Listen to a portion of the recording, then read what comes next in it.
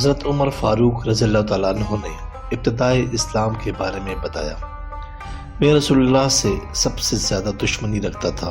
میں صفہ کے قریب ایک گھر میں آپ صلی اللہ علیہ وسلم کی خدمت میں آیا اور آپ کے سامنے بیٹھ گیا۔ آپ نے میری قمیض کے جوڑ سے پکڑا اور فرمایا، اے خطاب کے بیٹے، مسلمان ہو جا۔ میں نے کلمہ پڑھا تو آپ صلی اللہ علیہ وسلم نے دعا دی، اے اللہ اس سے ہدایت عطا فرما۔ تو میں نے عرض کیا، مسلمانوں نے نعرہ تکبیر بلند کیا جو کہ راستوں میں سنا گیا۔ اس وقت مسلمان اپنا اسلام چھپاتے تھے۔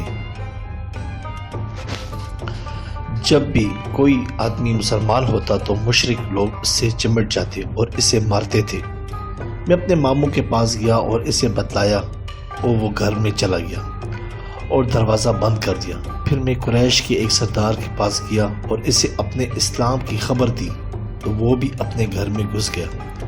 میں نے اپنے دل میں کہا، یہ کیا بات ہے، لوگوں کو تو مار پڑتی ہے اور مجھے کوئی نہیں مارتا۔ ایک آدمی نے مجھ سے کہا، کیا تم چاہتے ہو کہ تمہارے اسلام کی خبر پھیلے؟ میں نے کہا ہاں۔ اس نے کہا، جب لوگ حجر اسود کے پاس بیٹھے ہوں تو فلاں کے پاس جا کر کے میں صحابی ہو گیا تو تمہارا اسلام پوشیدہ نہیں رہے گا۔ چنانچہ میں اس کے پاس گیا اور کہا، تم جانتے ہو کہ میں صحابی ہو گیا؟ وہ فوراً اونچی آواز پکار اٹھا کہ خطاب کا بیٹا صحابی ہو گیا ہے۔ پھر وہ مجھے مارتے اور میں انہیں مارتا رہا تھا کہ میرے ماموں نے کہا، اے قوم، میں نے اپنے بچے کو پناہ دی ہے، لہٰذا اس سے کوئی ہاتھ نہ لگائے۔ تو وہ سب مجھ سے ہٹ گئے، لیکن میں نہیں چاہتا تھا کہ میں کسی مسلمان کو مار کھاتا ہوا دیکھوں، لوگ مار کھائیں اور میں نہ کھاؤں۔